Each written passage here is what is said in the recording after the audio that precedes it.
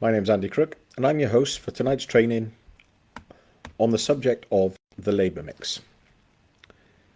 Every week, I try to go live on one of the 5 pillars of business as I see them to try and help garage owners become more successful in business. How do I do this? I do this by doing a training topic on a subject every week. This week is the labour mix. So tonight's we're going to talk about is what is the labour mix, the parts labour ratio, and what is the ideal labour mix ratio. We're going to look at why you need to know your labour mix. We're going to also then discuss some areas where there might be hidden labour that you're not including in the calculation. As always, we'll look at an atomic action point for you to take care of.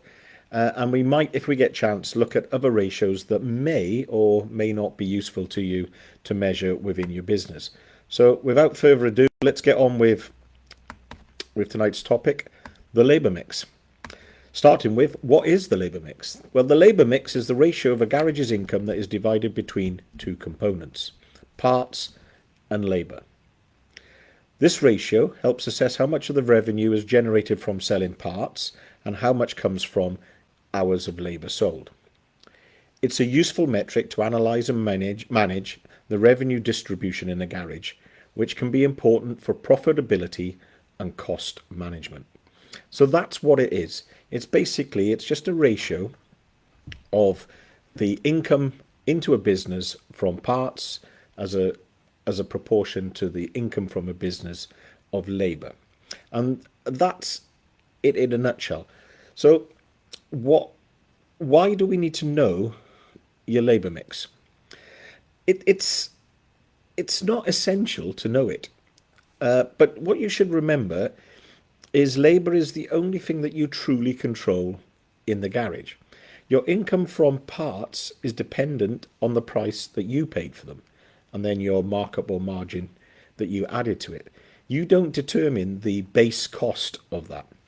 So that is why you need to know the labour mix. Effectively, if you're making more money, the way I like to look at it is this: if you're making more money from parts or other services, then you probably ought to focus on those services. That's how I look at it. So if you're making more money on parts, maybe you should have been you should have maybe have been a motor factor as opposed to a garage.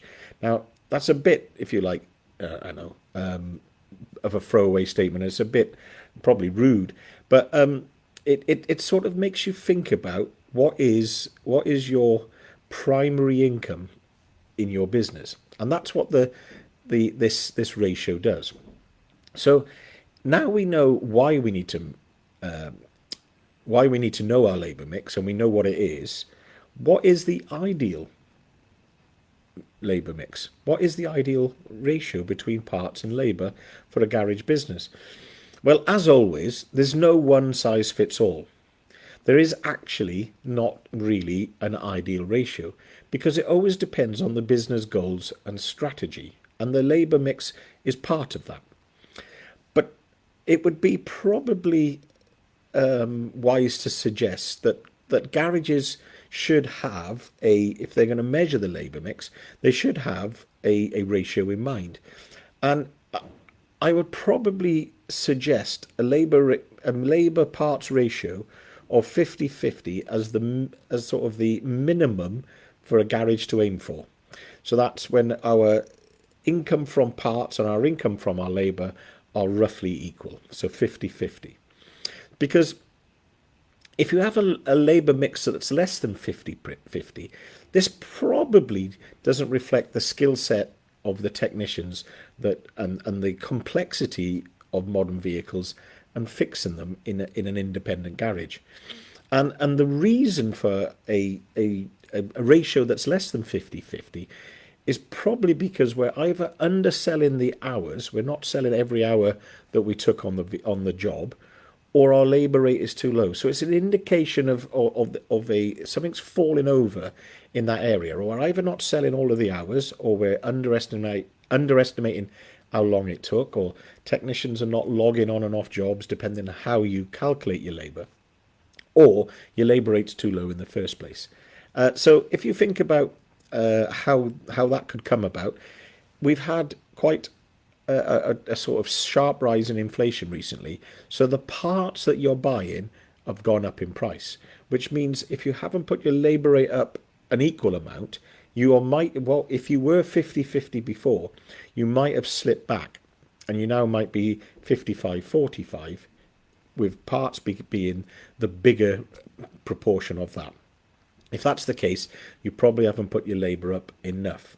Now, you won't know that unless you knew what your labour mix was before. And if you're watching this to find out what labour mix is all about, then you could probably do some work going backwards if you wanted to and find out what it was before and compare it to now. But knowing that we should be going for the minimum we should be looking at is around about 50-50 is a good, if you like, starting point. But the typical ratios can range from 40-60 and 60-40. So you can see that most businesses operate in that area. And if it's widely different to that, you're probably doing something that's unusual, or you haven't calculated it right. Because the exact split will vary based on whether or not you specialize in certain services, or whether or not it places a particular focus on part sales. So you can see that different businesses will have different ratios. So if yours is unusual, you probably not a general independent garage. So ours is sometimes skewed towards parts. And that's because some of the parts that we fit are really expensive. And the time taken to fit them is relatively short. So, for example, somebody could come into our business, and ours, because we specialise in tuning, someone could be fitting an exhaust that's several £1,000s that only takes an hour and a half or 2 hours to fit. So you can see that that would skew this ratio. But if it's normal independent garage work, you're probably going to be somewhere in the 40-60 or 60-40, somewhere in that area you're going to be. Aiming roughly for a minimum to be 50-50, because what we want, if we start to have more income from labour than we do our parts, that's often a turning point for a garage, in as much as they start to take more control over their environment, if you like, and they start to be able to invest back into the business. And we're all guilty, I suppose, until we get over the I always called it a glass ceiling of knowing how much to charge for our labour, and being slightly reluctant to charge more than what we feel is fair, which is good. But there is a point where once we get over that self-limiting belief that this is all I can charge in my area, well, nobody will come if I charge anymore. Once we get over that and we skew this labour mix ratio in our favour, so we're earning more money from our labour than we are our parts, that's when it starts to make a difference in our business. That's when we can start to do more with our income, and we're in control of that income, remember. And then if we add more staff, we get more labour income, and it starts to snowball, and that's when it really starts to make a difference. And we can start to pay our technicians more, we can send them more and more training. That's what this enables us to do. If it's below that 50-50, it becomes difficult to invest in the business. It's not impossible, but it becomes more difficult. So what about hidden labour? Because we might do this calculation and find that the ratio isn't in our favour. It's probably a little bit skewed towards parts. But it could be because there are hidden labour in jobs that you do that you're not accounting for. And if your garage management software is giving you this ratio, it might not be programmed to account for that. So what do I mean by hidden labour? Well, let's take tyres as an example, because tyres are often quoted as a fitted price, but there's always a labour element to fitting a tyre. Unless you know of tyres that fit themselves, someone has to do the job. And the invoice is broken down quite nicely when you have a tyre fitted in most places. They include the balancing, disposal, the valve, but never the labour. That's somehow included in the price of the tyre. And the price of the tyre is probably based on the cost to you and your margin. And in your margin, you're including the labour somehow. Now, I'm not saying that's wrong. What I'm saying is, how long does it take to fit the tyre? Are you including the labour cost in that? And that's just one example of a hidden labour. What labour that's being paid for in the price of the tyre, but you're not now accounting for it in your parts labour ratio. You could say the same for the MOT. There's no labour charge because it's built into the price.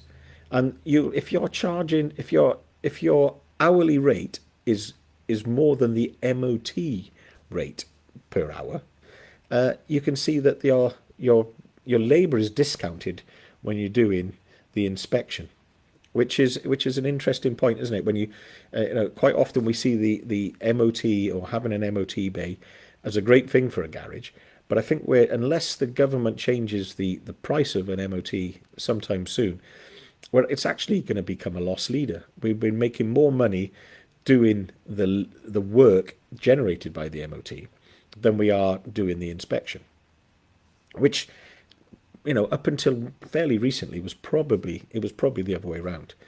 I'm sure you can think of other services with set pricing that include labour in your garage. So if possible, you should add the labour proportion to your labour mix. So we'll use the tyres as an example. We know the price of the tyre, and that if we can then attribute somewhere in the price of the tyre the labour cost and take that out of the parts income and put that in our labour income, we'll probably get a truer reflection of our actual parts labour ratio. It's something to think about if yours is a little bit skewed. So are there any other ratios that we could consider within our garage business? Because the parts labour ratio is a great one to start to look at in terms of, it's a nice one for working out, is our labour charge right, and are we charging enough time for the jobs that we're doing? Because that's effectively what it gives us a basis on. But are there others? So what about if we measured MOT charges, so the income from MOTs against the income from labour, or the income from diagnostics against the income from labour? It's interesting because when I did the business of diagnostic course, I quite often found that garages charge the same for an hour's diag as they do for a normal hour's labour. And I challenged that by asking them, is that fair? Is that right? Is that a fair exchange for the customer? Because often when it comes to doing diagnostic work, the tooling's different, the skill set's different, the amount of training's different, therefore the cost should reflect that. So diag against labour. These are interesting other ratios that you could have. I'm sure there are others. You could think wheel alignment against labour, or if you do vehicle sales against labour. All of these are other ratios where you can look at, if you like, your where your revenue is generated, and then you can start to look at profitability and cost management, because that's the idea of this particular tool. So before we finish, our atomic action for this week. If you don't know your parts labour ratio, then find out. Go away this week before this time next week, calculate your parts labour ratio, find out what it is. And then once you know what it is, consider if this is the ideal ratio for your business. Does it look right? If you're a traditional independent garage that has a go at a bit of everything, you should be around about 50-50. If it isn't 50-50, are there things in the calculation that are skewing it? So have you got hidden labour that you're not accounting for, and that is pushing the parts income up, in the case of, for example, as I've used tyres, where your labour is in the cost of the tyre, therefore that income is higher against labour because the labour isn't accounted for? Or is it because you're not charging enough hours, or you're not charging enough in terms of your labour rate? And they're all things that you can consider if that is the ideal ratio for your business. Now, remember, there is no ideal ratio. Every business is unique. Every business has to make sure that they set their labour rate, that they're charging appropriately, making sure they're charging for the hours worked on the vehicle. But you must, have some sort of guideline. So the labour mix is one of those where we can compare previous performance by the garage. So we have an internal comparator, but it's also useful to have an external comparator. And the external comparator in this case is roughly that 50-50. However, don't be alarmed if it's 40-60 or 60-40. It'll be somewhere hopefully in that range. And if it is, then there's nothing too wrong, but you can then start looking to see if that is the ideal ratio for your business. Remember, it'll come down to what your goals for your business and the strategy for your business as to exactly where that parts labor ratio will sit. But it should be somewhere in those. 50-50 is kind of the minimum I would like to see. And then a business that's probably doing really, really well is probably closer to the 40-60. 60 coming from labor, 40 from parts. They're not set in stone by any stretch of the imagination, but they're guidelines. Hopefully this has made you think about how you operate your business. If it has, then I've done my job. If you've got any questions, you can direct message me and I'll try my best to answer them. Thanks for listening. Have a great night. Take care.